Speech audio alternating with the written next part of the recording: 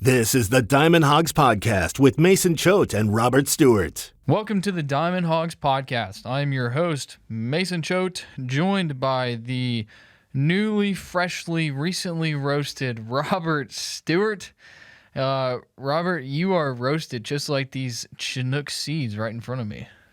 I guess I am, huh? Yeah, you are. So, speaking of roasted, Arkansas lost the series to Texas A&M. You saying that the Aggies roasted the Razorbacks? I don't know if you can say that they roasted the Razorbacks because of the way things happened on Sunday. At one point, you could have said that. Jackson Wiggins got roasted. Jackson Wiggins did get roasted. I think Dave Van Horn did not hesitate to say that either. Not word for word, but it was a rough day for Jackson Wiggins. But Arkansas, Sunday's game was just crazy. Just put it that way. We'll talk about that. We're going to do things a little bit differently today. We're not going to do our normal game-by-game, like this is how every run was scored recap. We're going to answer some listener questions. So we're going to get to questions, comments, concerns from listeners, and we're going to talk the A&M series. We're going to talk weekend MVPs. We're going to talk, should you be worried about Arkansas baseball? Robert, this might be the worst Razorback baseball team we have seen in 15 years. What? I'm just kidding. If you're buying into the overreactions that everyone's putting on Twitter, then that's what I'm saying. Yeah, I that's what I was doing. I was just gonna... Patrick Wicklander tweeted, "We have a spoiled fan base today," and he is absolutely correct about that. Yeah, no, I quote tweeted him and I said, "So I guess the expectation is 50 wins a season, right? Like that's what the expectation is now. That's a stupid expectation." You were never going to be able to recreate last year. Forget about it and move on. No, I think it's probably better that you're not number one. Exactly. So, we were talking. Well, never mind. We'll get into it later. Well, yeah, we have a lot to get. We have a lot to get to. So before we get to anything, as you know, you can find us on the Hit That Line podcast network. That is hitthatline.com. Very thankful to be on their podcast network. If you're listening there, thank you very much. Tell your friends about it. Say, hey, you like Razorback baseball, don't you? Go listen to this podcast, and we would really like that. So thank you very much. Hitthatline.com. Go there for Robert's recaps. Go to Hit That Line AR on Twitter for the game updates, scoring updates, pitching changes. That is what Robert does during the games. And go to HawgBeat YouTube. We're on the HawgBeat YouTube right now. And you can watch the video version of this. You can watch press conferences. You can watch practice videos. You can watch the HawgBeat Hour. You can watch recruiting breakdowns. And go to HawgBeat.com and subscribe for the best Arkansas Razorback coverage in the business. Thank you to HawgBeat.com. Also, thank you to Barley and Vine. Watched the game on Friday at Barley and Vine. Had a good time. Had some great food from the first seat. And got some drinks from Barley and Vine. The Bentonville Brewing Company Homewrecker IPA. That was good. And we watched Arkansas.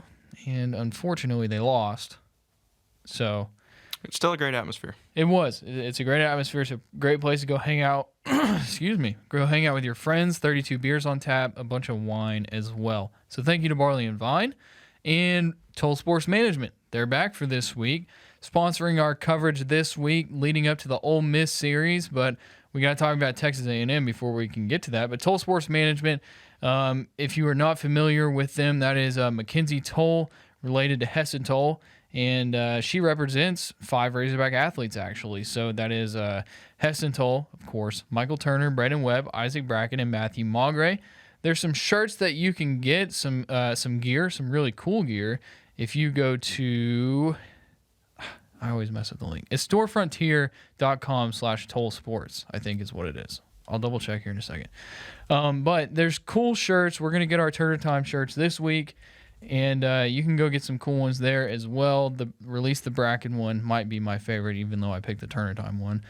And you should go get some as well. It helps these athletes out financially.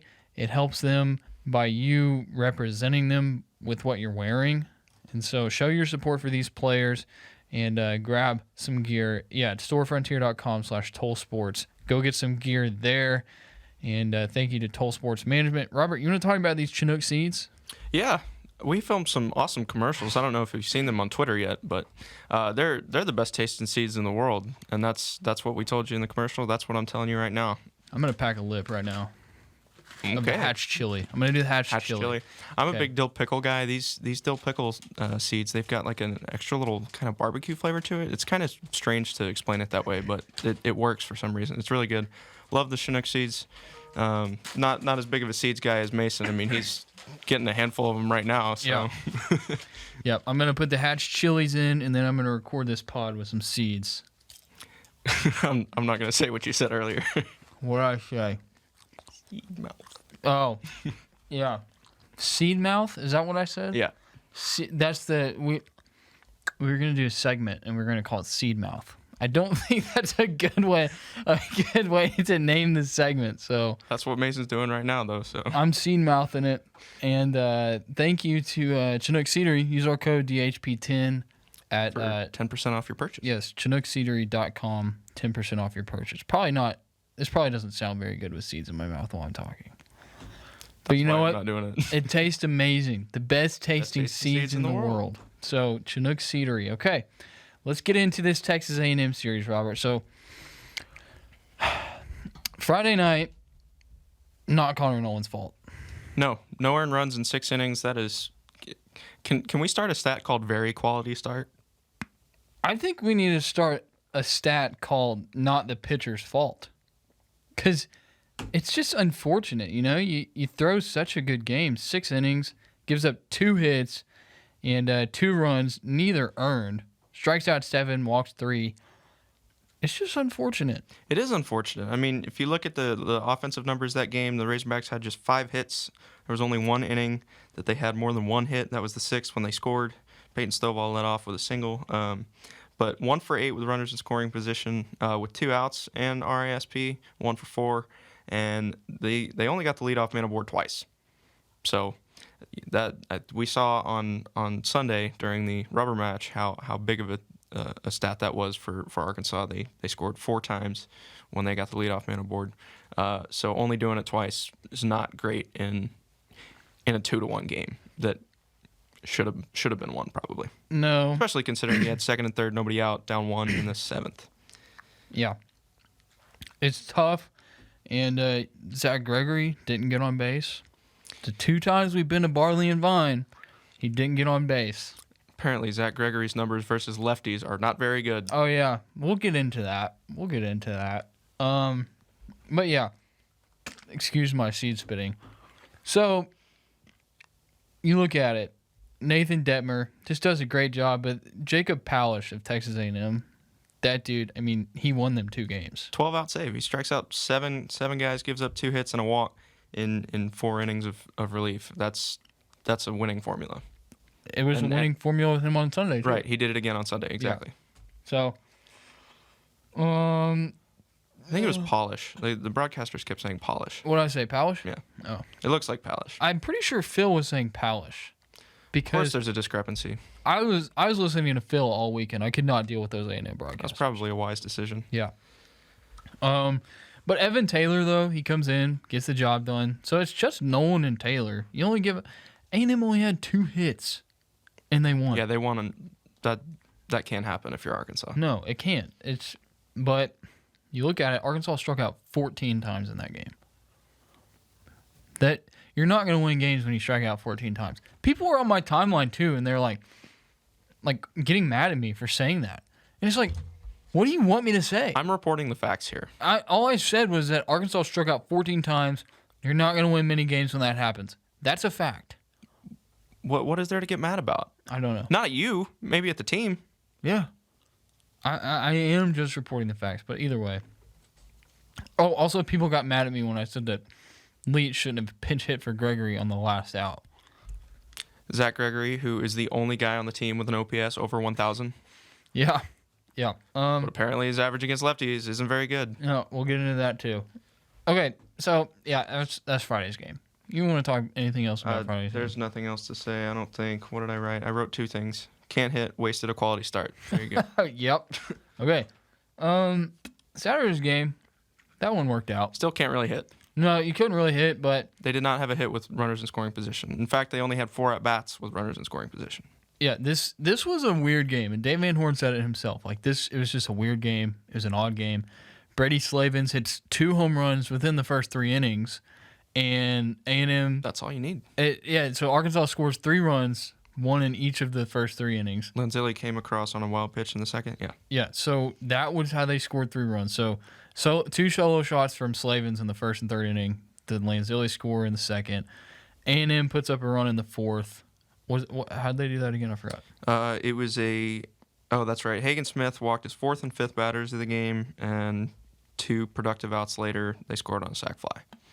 Okay. So Hagen Smith did not live up to the bold prediction that I offered on the last episode. What was it again? A quality start. Oh. It's not so quality start. 3 innings, 2 hits, 1 earned run, walks. 5 walks to 1 strikeout. That is not ideal. 5 guys, man. But what is ideal, Zach Morris, Evan Taylor, Brady Tigert.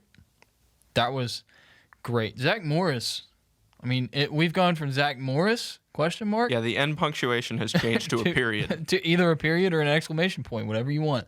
Zach Morris. There you go. Yeah. 3 innings, grabs the win. Obviously scoreless. The last 3 innings were scoreless. So, like you said, hats off to Taylor and Tigert. Vermillion got an out as well, but he did give up a couple of base runners. Taylor did a good job of cleaning up that mess and then worked a scoreless 8th. Brady Tigert does the same in the 9th. Got a 6th save of the year. Yeah, so Tigert's the real deal. Yeah. I think we kind of felt that, but this week improved it. Well, that and, I mean, if Arkansas takes the lead or ties the game in the 9th on Sunday, he probably gets the bottom in the 9th too. Yeah. I posted, so Pitching Ninja posted a video of Brady Tigert talking to himself before throwing the ball, and I was like, I just love this. It's very Max Scherzer-esque. Yeah, and then I posted the video and I was like, I'm becoming a big Brady Tigert guy. And people were like, you're a little late on this. And it's like, you don't think I didn't know that Brady Tigert is the closer for Arkansas? I just, like, when people say stuff like that, I'm like, yes, I know. I know that Brady Tigert is good. I just like the video of him talking to himself before striking a guy out. I think more people should tweet at you just to see you get worked up. I really shouldn't get... I don't get, like, worked up where I feel like they're coming at me personally. Oh, I know. I'm just like, sometimes people are so dumb. I understand. Anyways, so yeah, no runs from the 5th inning on. And like Dave Van Horn said, it was a weird game. Arkansas had 8 hits, but just the 2 RBI from Slavens. And then the 3rd run, was that even earned? It was earned. Okay. Lanzilli doubled, tagged up, and scored on a wild pitch. Gotcha. It was a weird game. I mean, A&M only scored 1 run, but they left 12 guys on base, so great job of working out of jams by the Razorback pitchers. I mean, as I guess wild as Hagen Smith was, 5 walks through 3 innings, give him credit for stranding 6 men in the first 3 frames, I guess. That's been the thing with Hagen Smith and Jackson Wiggins. They just keep letting runners on, and for a while there, they get out of it. Wiggins didn't this weekend. Sunday was a different story. But so Saturday, I mean, you got the win. That was the most important thing. All weekend long, the strike zone just wasn't really there. Dave Van Horn said it on Saturday. But I'm trying to say he called it strange, right? Yeah, he said it was like strange, and he'll leave it at that. I'm trying to find a quote that Dave Van Horn said about they just got the win. I can't find it, but that's what happened though. They just got the win. Yeah. I mean, even the series, give yourself a chance to win the series in the rubber match. And what was the stat that Pete tweeted before the game? It was like they're 9-1 in rubber matches. I think it was last 10. Like yeah.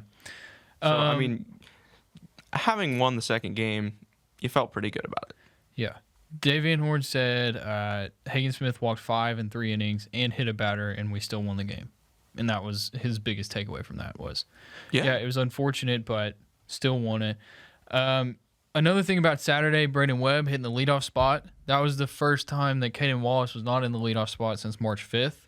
That didn't really work out for Braden Webb or Caden Wallace that day. No, Wallace had the golden sombrero, struck out 4 times. Made up for it Sunday, but Webb didn't. Webb doesn't need to hit and lead off. Braden Webb's not your leadoff hitter. Another Zach Gregory taken out for Dylan Leach Saturday, and Leach struck out in the plate appearance. In a big spot in the 6th inning. It didn't mean anything at the time, but 2 runners in scoring position, 2-run lead, 2 outs, and you go away from your guy with a OPS above 1,000. Yeah. I understand the splits. Well, actually, not really, because we don't have access to them. I mean, I'll stand by my stance of I could care less what the matchup is. I think Gregory should be hitting. I just do. Leach, okay. If Leach doesn't get that hit Sunday, then nobody has an argument to make. But he got that hit, so now there's an argument to make. So that's unfortunate for us and our brand. But, I mean, I feel like we're becoming like an anti-Dylan Leach podcast, and we shouldn't do that. That's definitely not the case. It's more of... But that's not our goal anyway. No, it's not our goal. Our goal is just to say, well, Zach Gregory leads you on base percentage. That's really all it boils down to. It is. For me, too. I just don't... Maybe this... I don't know. I guess baseball is just all analytics now. I mean, we know that Arkansas does a lot of the hitting analytics. Matt Goodhart told us about that. So, anyways, back to Caden Wallace, though. This was his first 4 strikeout game of his career, and only the 4th time he has recorded at least 3 strikeouts in a game. So struck out 7 times on the weekend. That's tough. In 12 at-bats. That's tough. Okay. Before we get to the I don't even know what word to describe Game 3 on Sunday. Before we get to that, I want to remind you about Barley and Vine. Like we said, we got to go out there on Friday. As always, we had a great time. Had some great drinks. They had the windows open because the weather was great. And the food, great, as always. And it was just an awesome vibe, awesome atmosphere. We got the game up on the TV. We were watching it and hung out with some friends. And you can go do that at 113 West Central Avenue, Suite 103. In downtown Bentonville, you can get some beer. They have 32 beers on tap. You can get some wine. They've got a wide array of wine selections. And they know what they're talking about, too. I went up to them and I said, hey, I drink this brand, but I want to be more sophisticated. What should I drink? And they gave me a recommendation, and I had it, and I thought it was pretty good. I probably paid more. But it was you good. Wanted to be more sophisticated. It was good, and I wanted to be more sophisticated. You accomplished your goal. You can be more sophisticated by going to Barley and Vine. And also, Toll Sports Management. Very, very thankful for Toll Sports Management. Just doing great things with these Razorback athletes. And it's not just Razorback athletes. There's plenty more that they do. And by supporting the Razorback athletes, you can also support Toll Sports Management. Mackenzie Toll and what she is doing, representing branding and marketing these athletes. Like we mentioned, Michael Turner, Braden Webb, Heston Toll, Isaac Bracken, Matthew Maugre, some of your favorite Hogs, they're working with Toll Sports Management. So go to storefrontier.com/tollsports, get you some gear. Like we say, the Turner Time gear it's awesome. Release the Bracken. Heston Toll's got some cool stuff. Matthew Maugre, and then of course Braden Webb as well. And you can get some koozies too. We need to get some koozies. And that's at storefrontier.com/tollsports. Not only helps these guys athletically, but financially as well. They're baseball players, just 11.7 scholarships. Most of these guys are having to pay money out of pocket to be at this school. So you can help them out financially by purchasing their gear. That is Toll Sports Management. Okay, and we'll talk about the seeds later. We're going to have a whole segment on the seeds. Of course. Okay, Sunday's game. Wow. Yeah, that's the one word I wrote to describe it, I guess. It's not really a descriptor, but action-packed for 3 hours and 54 minutes, we'll say that. I went into Sunday's game thinking I don't have to write a recap story. I can just sit on the couch, watch some baseball, provide some scoring updates, and have a relaxing Sunday. Anything but, huh? Yeah, thanks, Jackson Wiggins. Right off the bat, 5 runs. Yeah, 2 walks is not the way to start the game. 2 walks, and then he gave up an RBI double, right? 2-run double, another walk, and then a 3-run homer. Just like that, you're down 5-0. Not ideal. So we'll get into people had some questions about Wiggins, why they didn't talk to him why they didn't go give him a mound visit at some point prior to the 3-run homer. I think people were asking why they didn't give him a mound visit after the 2 walks. Was the mound visit after the double? I honestly don't remember. It was somewhere. It was before the home run for sure. So we'll get into that, but I don't know, man. Sunday's game. It was ugly. It looked ugly for a while. I mean, they were down 7-0, and then in the third, and then 9-1 in the fourth. You trailed 8-0, or not 8-0, but 8 runs before half the game was even over, and they very easily could have just laid down and tried to move things along, but they weren't super interested in doing that, were they? No, I don't have the box score here, so I'm gonna have to have you kind of go heavy on the what happened because I can't remember. I mean, I know later on in the game. So between the 6th and the 8th innings, Arkansas scored 7 runs. That was when the shift happened. Yeah, they brought it to within 1 run. Really, I think we should just talk about the 8th inning because that's when things got interesting. That's true. It is worth noting. I think you can give some credit to Cole Ramage for settling things down. He got him through the 3rd inning, only giving up 1 earned run in that period. Couple of errors in that game by Caden Wallace, both of which were costly. I think they took away the throwing error. Phil mentioned that there was a scoring change. Yeah, so that play in the 5th that you're talking about where Jack Moss collided with Peyton Stovall at first base, they didn't take away the error. They called it a hit. Originally it was reached on a throwing error by Wallace. And they're now calling it a single to third base. And then so Rock advances to second on the single and scores on the E5 because he was on first base and after the play was over he had scored. So there's still got to be an error somehow. Okay. And that's how it worked. Okay. But yeah, Cole Ramage did a good job. Not so much from Vermillion. Trest, no earned runs in his inning. Toll looked good. Of course, he ended up giving up what became the game-winning run, the solo home run, to Rock, which made it 11-5. I think, yeah, it was 11-5 in the 7th, and like you said, 8th inning, things get really interesting. Yeah, so Arkansas brought it to a 1-run game with nobody outs. out, tying run 90 feet away, go-ahead run 180 feet away. Okay, it's a 1-run game, like you said. No outs, 2 runners in scoring position, and they did not capitalize. Correct. I will say the 2 strikeouts to Slavens and who was the other one? You're looking at it. Braden Webb. Braden Webb and Slavens. And then Caden Wallace. Wallace struck out too? Yes. Okay. Well, the Webb and the Slavens strikeouts. Both looking at... Both of them were looking at balls. Slavens really didn't like that call. It wasn't a strike. I mean, it's not that hard to look at that pitch and say, that pitch is off the plate. And, I mean, Dave had to come out of the dugout and talk to Slavens during that at-bat, right? Because he was so, I guess, jarred or upset by the first strike call, right? Yeah. That was something he talked about in the press conference. It was like he was getting really upset about one pitch. He was like, hey, you're all right. But it turns out he wasn't all right because he got another tough hand dealt his way. Yeah. It's just unfortunate. You can't do that and then strike out 3 times in a row. Just can't do it. Especially it's the top of the order. Yeah. I mean, you're in a position. It was 11-8. Leach pinch hits for Gregory. Has the RBI 2-run double. Excuse me. Yeah. So let's talk about how the run scored though. Okay. We didn't even do that. So it's 11-5. Caden Wallace leads off with a home run to, I guess, undo Dylan Rock's leadoff home run the previous half inning, if you want to call it like that. Then the hit parade starts. Michael Turner singles the other way. Robert Moore gets hit by a pitch. Lanzilli singles to left, scores Turner.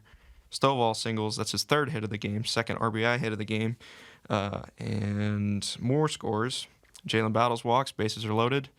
They decide to switch pitchers, bring in Polish? Whatever it is. Polish or Palish. bring that guy, the lefty, in who got the 4-inning save on Friday. And at that point, you're like, okay, I bet they're going to pinch hit for Gregory again, because that's what's happened the last 2 times he's been up late in the game with a left-handed pitcher on the mound. Lo and behold, that's what happens. Dylan Leach gets into a 2-strike count, I think. Have to double check with the stat broadcast here, but he ends up with a 2-run double off the glove of the first baseman into the right field corner. Really, really needed battles to come around on that play. Didn't realize it at the time, but let's see. Leach doubled down the right field line in a 2-2 count. So that was a really good at-bat by Dylan Leach. I'll give him credit for that. I don't know if that's the decision I would have gone with, but it worked out.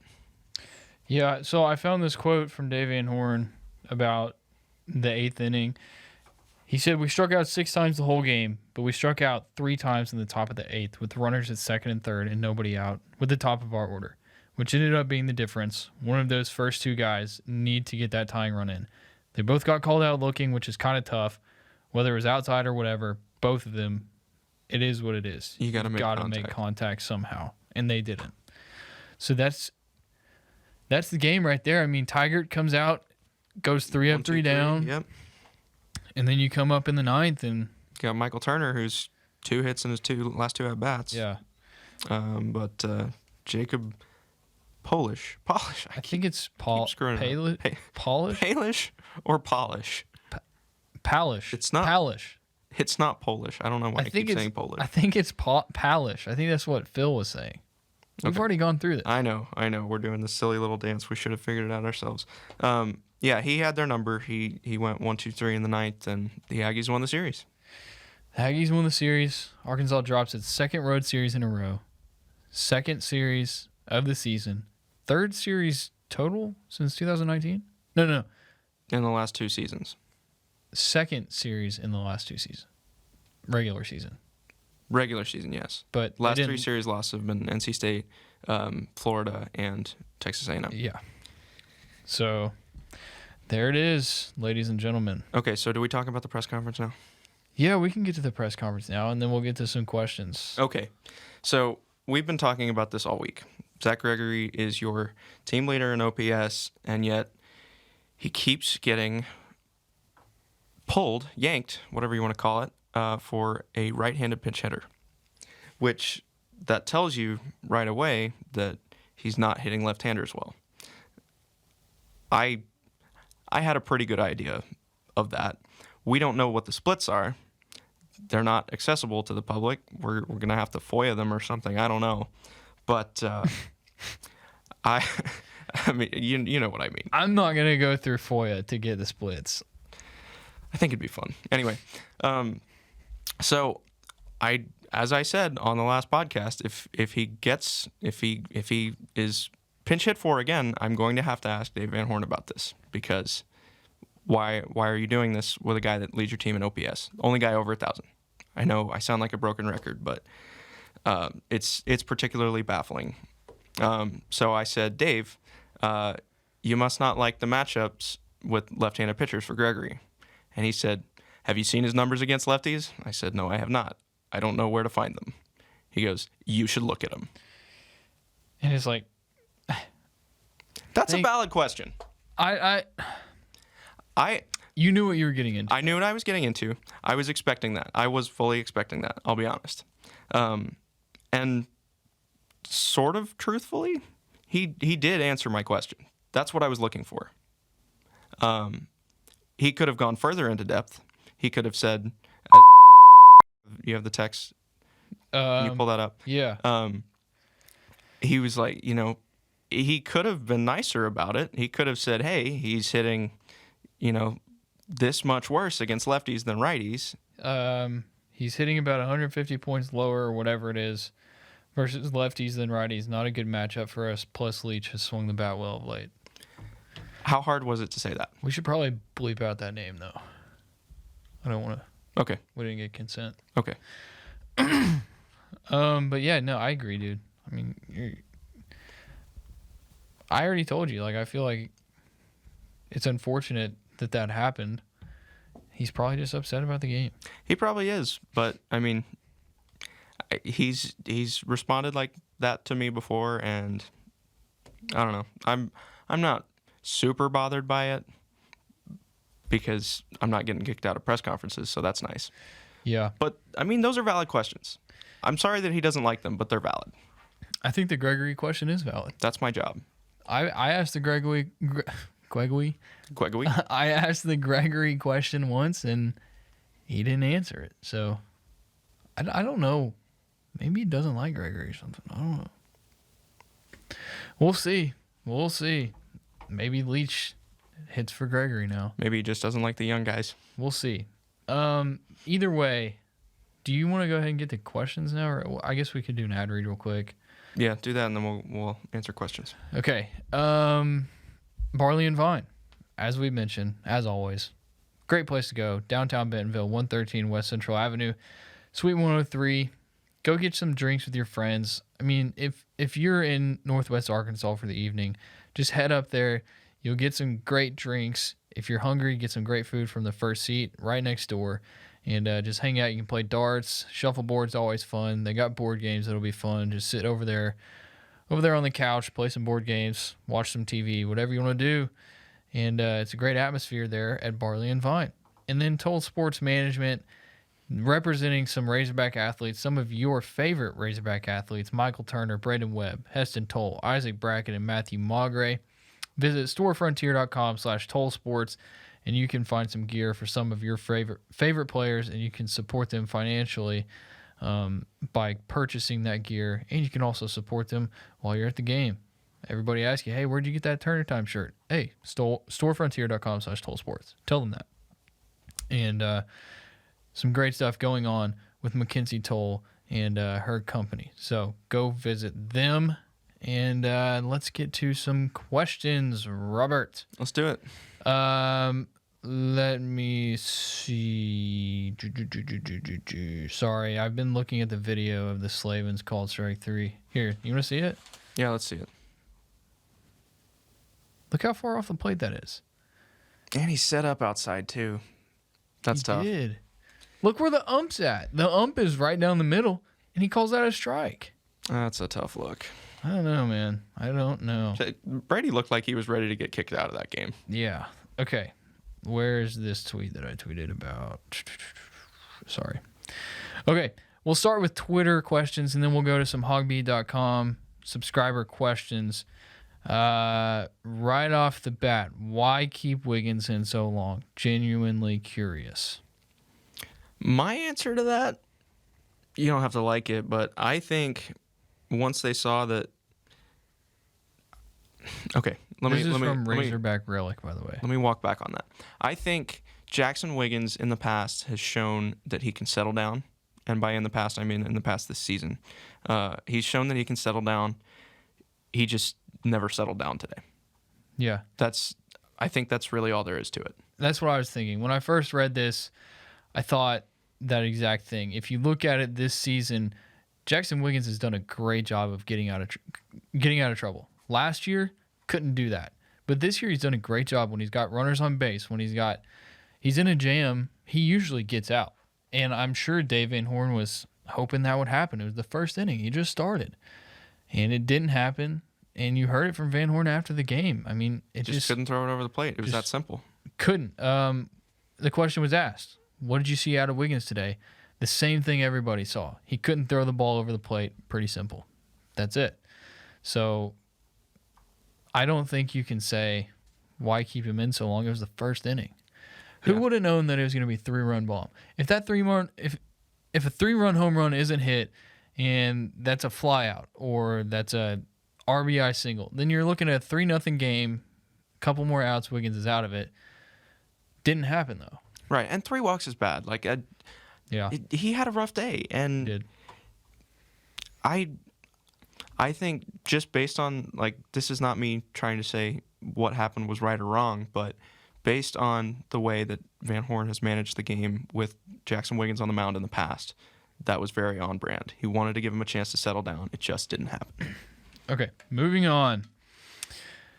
Oh, this is from Zach Layton at Zach Layton 4. Why do we have so many strikeouts just watching the ball? One of the main reasons we couldn't capitalize on Friday night. Can't really call a suspect ump when we were not swinging and just expecting them to get the call right.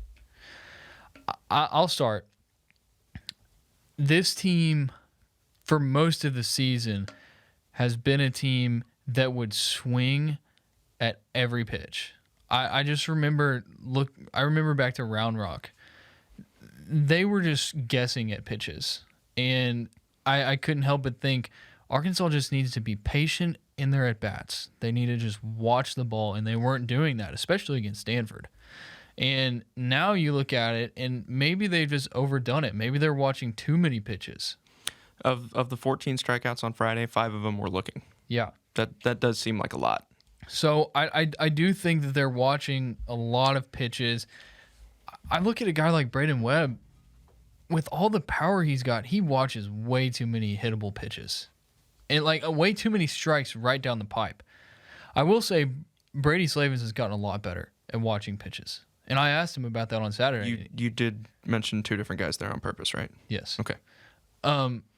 Because I was mentioning Braden Webb, and then I'm transitioning into somebody who was bad at watching pitches down the pipe. Just want to make sure because their first names are similar. Yeah, no. And so he's gotten better at that. And you've seen that. He walked twice, hit 2 home runs on Saturday.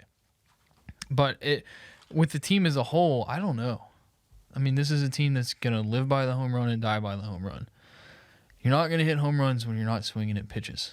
Right, and 2 of those, like Van Horn talked about earlier, right? 6 strikeouts on the day, 3 of them came in the big situation. 2 of those 3 looking. Like, I don't know. It's definitely more respectable to go down swinging. Yeah. When you need that big hit. Yeah. No, I agree. In any situation. Last question from Twitter. This is from Ben Devine. I think it's Devine. If it's Devine, I'm sorry. Do we go somewhere else for the Sunday starter or keep it the same? I think that's pretty obvious. As of now, you're sticking with Wiggins. It's a proven fact that Hagen Smith and Jackson Wiggins throw better when they're at home. On the road, they're just not good. I had a stat about Smith on the road this season, or games away from Baum Walker. I can't remember. It was like, I need to pull it up. Like an 8 ERA, I think. He had more walks. You sent it to me. It was like 12 walks to 10 strikeouts. Yeah, give me a second. It's right here. Okay. In the 4 games he's pitched away from Baum Walker Stadium, he has an ERA of 8.32. He's walked 12 and struck out 10. So we're talking Stanford at Round Rock, Missouri, Florida, and A&M. Yes. It's pretty rough. That's pretty rough. And he's been really good at home. He has. Same with Wiggins. I think you keep him, at least for the Ole Miss series, yes. Smith stays in the order. That's or the rotation rather. I think that's a no-brainer. I think the way that Wiggins has pitched over the last 3-4 weeks, that's a more valid question. Yes. I kind of thought that Ramage was going to go longer on Sunday. I thought he was going to work into the middle innings for sure. And if he did that, then that would prove that maybe he becomes your Sunday starter. But I'm with you. I think Wiggins needs one more opportunity. And if he has a rough outing against Ole Miss, maybe you make the switch. That's the next question I was going to ask. If it's not Wiggins, is it Ramage? I think Ramage is the only option, really. Ramage or McIntyre? I would like to say Austin Ledbetter, but we haven't seen enough of him in SEC play. Yeah. Right now, it's Ramage or McIntyre because those are your 2 midweek starters for the past 2 weeks. So that's what we know. It's either that or you start playing by committee, bullpen game. Yeah, could do that. And then also Josh T at Josh Go Hogs said that was the most disrespectful group of fans I've had the displeasure of being around. They were literally cussing at us, him, his parents, and his grandparents. So shame on you, Texas A&M fans, Bluebell Park. It's a cult, man.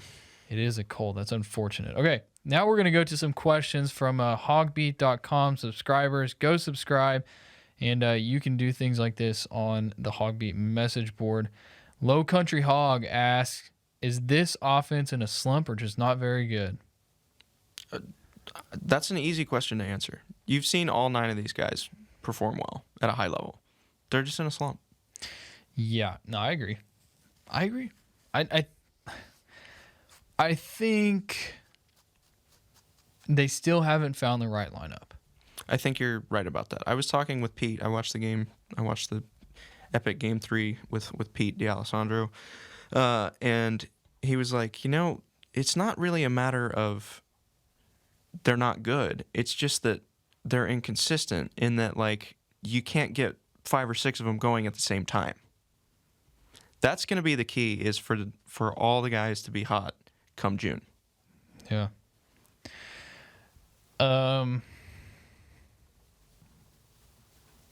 I don't know, man. I just know Webb's not your leadoff hitter.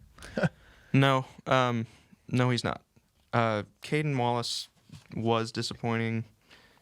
Well, I mean, he was 0 for 2. He walked twice. One of the, I'm talking about Friday's game when he let off. Yeah. He walked twice. One of those times was intentional, so that they could get the lefty-lefty matchup with Slavens. Yeah. I don't. And that was the game they hit Gregory 8th too. Like, why not stick with him in the 9-hole and Wallace right behind him? We talked about it last week. Yeah. This has been working so well for you all year. Yeah. The Gregory to the 8-hole, I did not get that.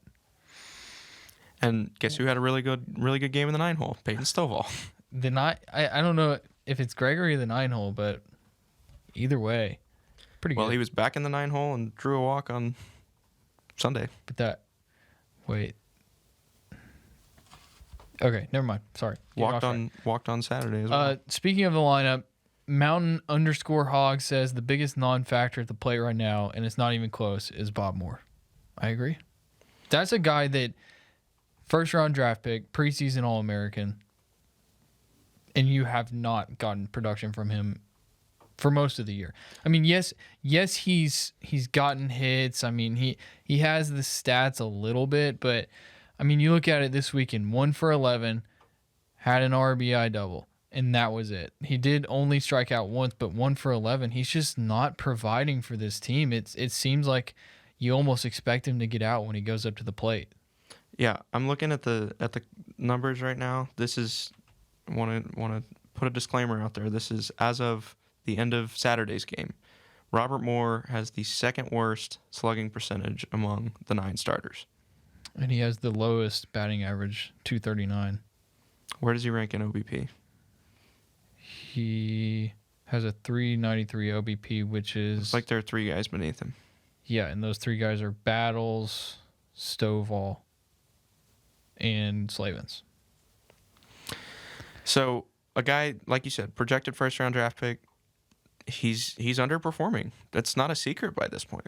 No, he is, yeah. And in the field, I mean, yes, he's fine in the field. He's one of the best defensive second basemen in America in the field. But at the plate, he's not doing anything. 239? Yeah, pretty bad. This is hold on. I mean, if Dave Van Horn already hates me, that might be my next question. What's going on with Robert Moore? So, I'm trying to read this. Okay, here we go. This is comparing 2 stats right here. So a 279 average, 23 doubles, 9 home runs, 63 RBI. Not bad, right? Read those one more time. 279 average, 23 doubles, 9 home runs, and 63 RBI. Here's your second batter. 286 average, 21 doubles, 15 home runs, and 57 RBI. So fewer doubles and fewer RBI. But higher average. And more home runs. 6 more home runs. The first stat was Caden Wallace and Robert Moore combined through the Friday game of this series. The second stat was Casey Martin in 2019, who got roasted by people for being in a slump. Wow. That's pretty telling. Yeah.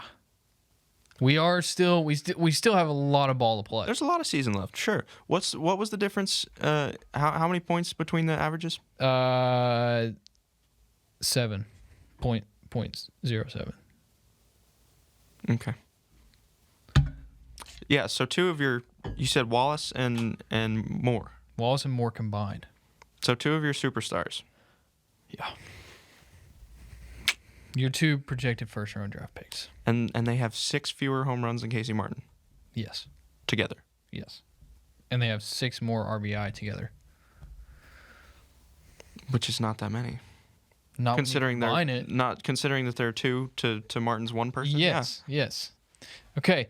Here we go. Keep moving on. That was a stat from Mountain_Hog, by the way. Good stat. Good stat. Okay, let's see. Why the blank are we batting Webb in the 1 spot? We kind of hit that. Yeah, shouldn't be happening. That one beats me. This is from a guy that I'm not going to mention his name because I've thought about mentioning his name before, and I don't know if it's offensive or not, so I'm not going to. Why do we continually have to see Vermillion and Ramage out there? I will say the people on HawgBeat.com, they hate Vermillion and Ramage. And I will say that Vermillion has been less and less effective in his most recent outings. Unfortunate for the brand. Yes. Ramage, he's trending in the right direction, I think. I would argue. Well, you got to think about it. So his last 2 starts have come basically in trash time. Trash time against Florida, trash time today. Like they were down 5-0. That's the thing is like he shouldn't have had to come into today's game. No. And you can't count the midweeks because it's midweeks against crap teams. But, yeah, I think people's biggest issue is that you're going with your older pitchers. Like today they went Ramage, Trest, Vermillion. Like Ramage, Vermillion, Trest. Or Ramage, Vermillion, Trest. 3 senior righties back to back to back. And people just want to see the younger guys. But it's like you're still trying to win this game. Yeah. And they very nearly did. Yeah. Let's see. What else do we want to do? Is this a top 10 team or more like a top 25 team? Who cares? Does it matter right now? Seriously. Like, I'm not trying to be rude or anything. No, I agree. But it's a question to be asked. I think that's more of a question of how good is A&M? Because A&M's a top 25 team. Yes, they're going to be ranked, and I think, frankly, they should have been ranked this week. And again, top 10, 25, those don't matter to me. What matters to me is top 8 and top 16. Yeah. Who's going to be in position to host a regional? Who's going to be in position to host a super regional? I did see this today. Arkansas needs top 8 because they cannot go on the road with Hagen Smith and Jackson Wiggins in the postseason. I was talking to Pete about the same thing. Yeah, that just can't happen. They need to be top 8. They probably need to sweep Ole Miss next week. Yeah, and definitely take 2 or 3 from Vandy 2 weeks after that. Both are very doable too. Right. But I mean, Ole Miss is very down. Vandy is down comparably. Ole Miss is so down that people are talking about calling for Mike Bianco's job. Yeah. And you look at your 2 road series left. It's at Auburn, at Alabama, 2 winnable series. I think you want to walk away from one, or with 1 win from Auburn, and probably want to win that last one in Tuscaloosa. I think you should win both of those series. Should beat A&M. But here's a couple good questions. This is from Razorbacks15. I know he's a loyal listener of this podcast. I'd like to see Moore hit leadoff and maybe take some pressure off of him to drive in runs. I think that might not be a bad idea, but also it seems like Dave Van Horn hits the leadoff guys with the mindset of it's somebody who's been producing. Yes, agree. However, if you want to try that, what better place than North Little Rock Tuesday at 6:00 against University of Central Arkansas? Yeah, I agree. Is Zach Morris for real? Thoughts? Yes. I think based on his last 3 outings, yes. He's still not the best lefty out of the pen. No, he's not Evan Taylor. But is he for real? Yes. From what we've seen, yes. I mean, he's had, back-to-back middle relief, not quite long relief, but middle relief outings, and they've been really good. In meaningful games. Right. Yes. He hasn't shown that he's not for real. And that's really what you judge it off of. Exactly. Okay. And where and how do I want my money? Because I won some money from Razor Brad because of my bold prediction. We made a deal. So Razor Brad 15 and I My bold prediction was Jackson Wiggins gives up at least 4 earned runs.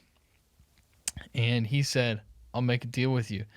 If Wiggins gives up at least 4 earned runs, I'll send you $20 towards our Hoover trip. And I was like, sounds good. And if Wiggins doesn't give up 4 earned runs, I had to issue a notes app apology on Twitter. And I was like, I will take that deal all day. Twice on Sunday. Yeah. And Wiggins gives up 5 runs in the first inning. And I was like, unfortunate to see, but I just won $20. I'm sorry, Jackson. I bet against you. It was my bold prediction, and I was going to stand behind that bold prediction. Content. Jackson wants to come and talk to us, then he's more than welcome to do so. He would say about 3 words. I know. And, okay. So I think that was a good segment. Agree. There was one you mentioned before we started. I don't know who it was from, but... Oh, it was... Should we be panicked about this team? It was... No, that's not what it was. Someone sent me a private DM, so I'm not going to say their name. Worst series since when? Florida was bad, but it felt like this one was a butt kicking. Also, how concerned should we be about the offense and how they just go ice cold and struggle versus elite pitching? Okay, so the first part of that was worst series since when? Yeah, not including NC State last year. Okay, can we say the tournament in Houston in 2020? They lost 3 games to Big 12 teams? Technically not a series. Technically not a series, but as far as worst weekend goes, Yeah. I think that's the answer. And, I mean, we'd have to reach back into maybe as far as 2018. I don't know. I don't remember how the series went in 2019, but what was the second part? Should you be concerned about how ice cold the offense can go at times? Okay, I don't know how to confidently answer the first part, so we're gonna move on from that. Okay, I want to move on from that. that's fine. Should we be concerned about how ice cold the offense can be? I tend to think no, because saw a tweet from Josh Teeter today talking about Mississippi State last year. Tosh Jeter. That's great. Jeter, we need to start calling him that. Anyway, Mississippi State, the defending national champion. In 2021, you may recall that they were run-ruled twice in Hoover. Went 0-2 at the SEC tournament. They lost a series at home to the not-so-mighty Mizzou Tigers. You're allowed to lose series. Yeah. You're allowed to lose series. Well, okay. And the bats have gone cold. I guess they weren't really cold in the Florida series because Hagen Smith and Jackson Wiggins just didn't have good outings. That was where you pin the loss on, I guess, if you have to pin it on something. But like I said earlier, right, we know all these guys can get hot. They just have to do it at the right time. They haven't really done so. They scored 10 runs in the finale. I don't think we talk about the 8th inning and they struck out twice looking and a third time swinging. Was that the difference in the game, or was the difference in the game that Jackson Wiggins gave up 5 runs and got 1 out? Okay, you're making good points, but the question was, should we be concerned about the bats going ice cold and struggling? I look back to the postseason last year, to the super regionals, and even the regionals at times. When that happens, it doesn't matter how good or bad your pitching is. It matters that you're not getting hits when you have an elite lineup that should be getting hits. What was the score of the Nebraska game? Was it 6-4, the one that Welch hit a home run in? Let me pull that up real quick. But my point is, yes, that should be concerning because that's why your best regular season team in school history didn't make it to Omaha last year.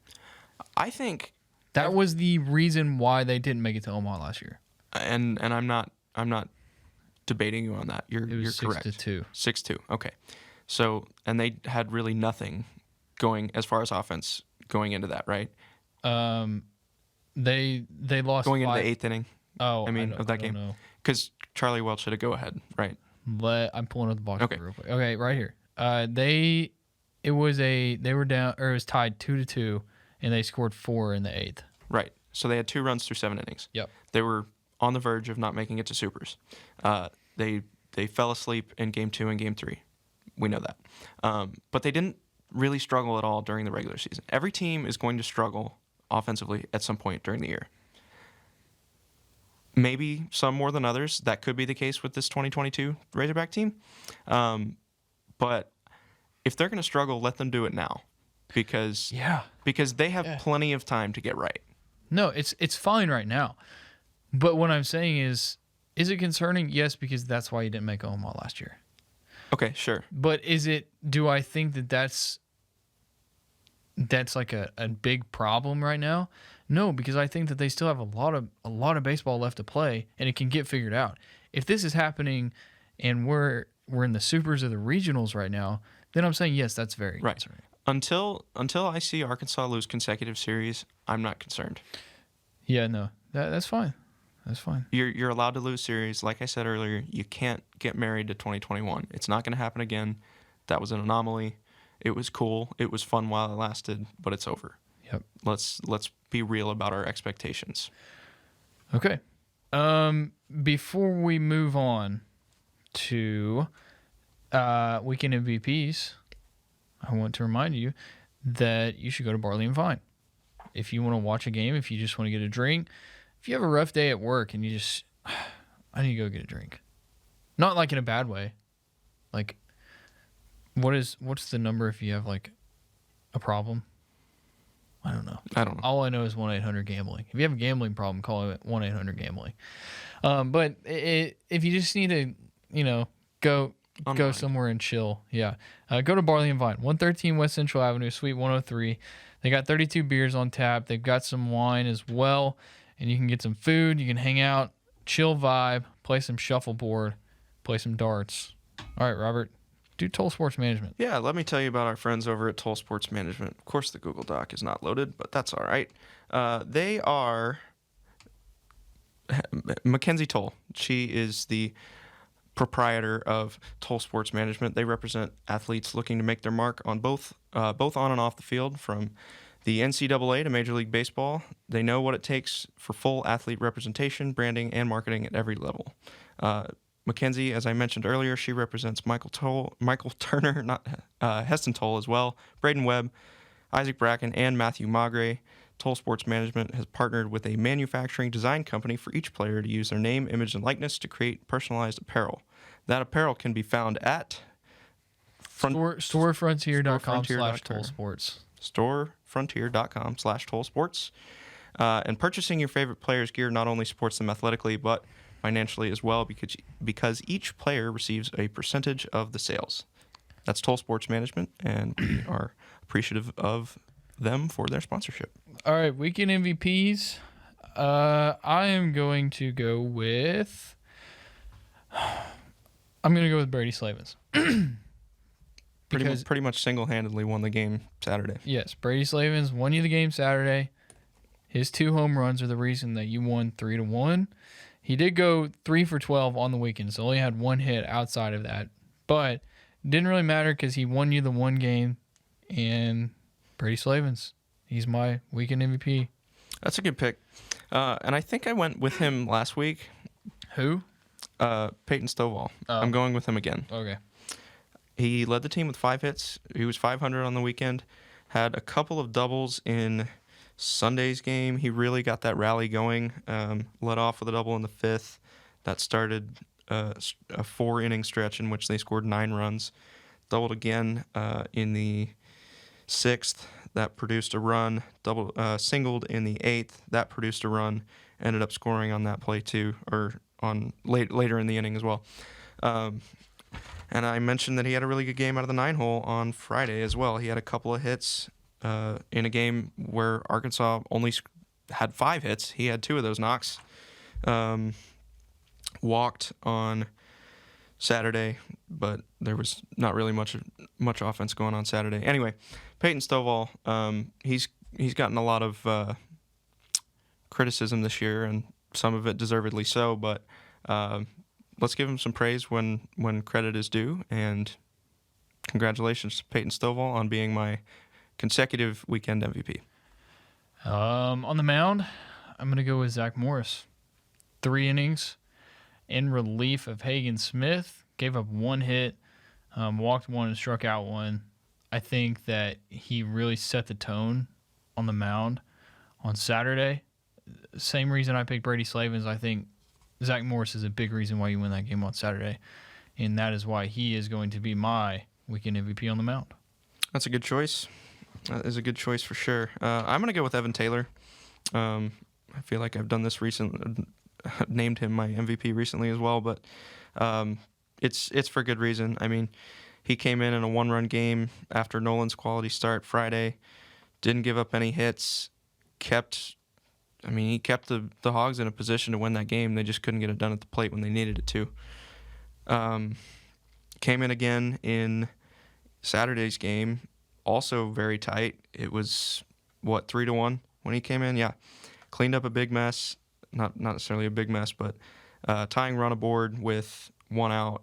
He's got 2 on, 1 out. Gets a ground ball, gets a line out to left. That's huge. Your lead is still intact. No harm done. Couple of strikeouts and a foul out in the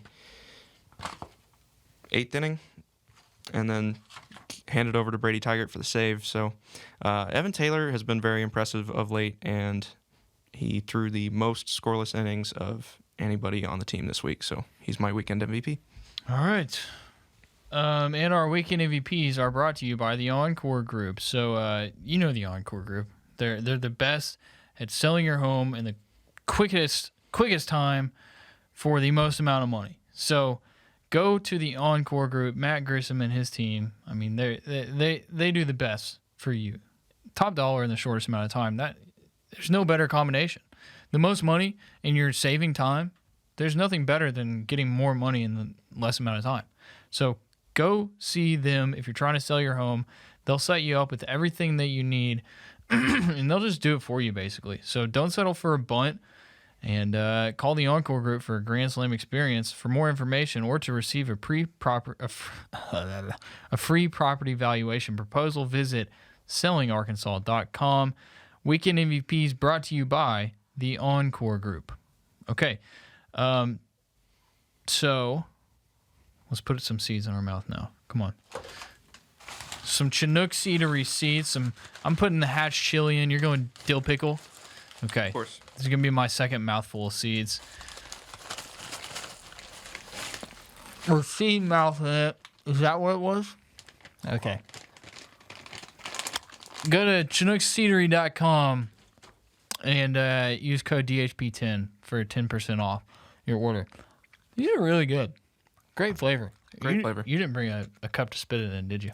I'm just sucking for the rest of the episode. Oh, yeah? Yeah. That's what you're going to do? All right. That is, all right. I'm not going to spit on the floor. I won't do it. Oh, yeah? I'm a civilized man. I really wish we had enough following where people would clip things to make it sound bad of what you're saying. That would be awesome. Oh, goodness. Okay. Moving forward, I'm trying to move them around in my mouth. Arkansas plays UCA this week. That one's not going to be on TV, I don't think. No, you'll have to listen to Phil on the radio. UCA Tuesday, April 26th. That is this Tuesday at 6 p.m. You'll have to listen on the radio. And then we got Ole Miss next weekend. Robert, what else you want to talk about, man? Let's talk about the SEC standings because things are pretty tight in the West now. Oh, yeah. I forgot we do that on this episode. Yes, we do. So I know I just said the West, but let's talk about the East for 1 second. Tennessee swept again. I believe Georgia won their series, but that doesn't matter because the gap in the SEC East grew even more. There are 6 games that separate first and second place. 6 games, like I just said, is the exact number that separates first and last in the SEC West. Things are tight on this side of the Mississippi. So tell us about the tightness. The tightness. So Arkansas is at the top, 12-6. 1 game behind them is the Auburn Tigers, who Holy crap.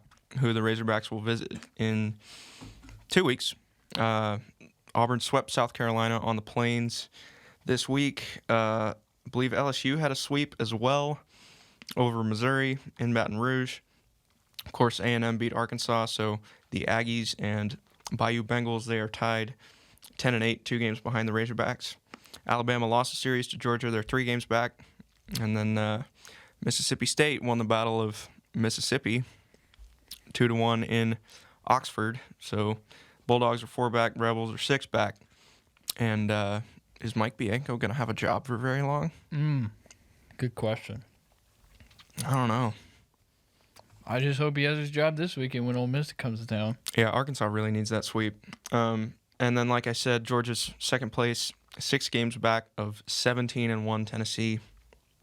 Vanderbilt's sitting in third at 9-9. They're 8 games back. There's a 3-way tie for fourth. 6-12, 11 games back. That's Florida, Kentucky, South Carolina.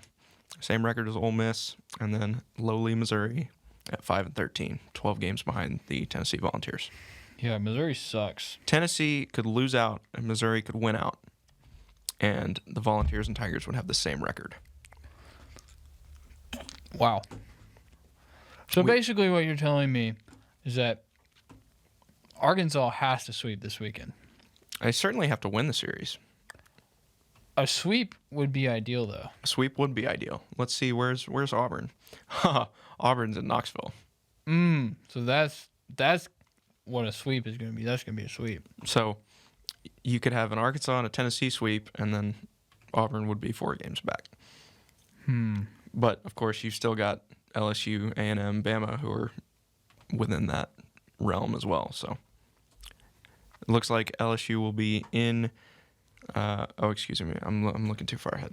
LSU will be hosting Georgia, second place in the SEC East next week. And who's the other team? A&M, they'll be at Vanderbilt. And Bama's at South Carolina. So that's your SEC update. It's gonna be a fun race in the West over the next 4 weeks or so. SEC update presented by Chinook Seedery. Chinook Seedery, the best seeds ever. Use code DHP10 for 10% off your order. All right. You good? I'm good. All right. We will talk to you guys on Friday. You've been listening to the Diamond Hogs Podcast. Follow the guys on Twitter at Choate Mason and at DRStew32.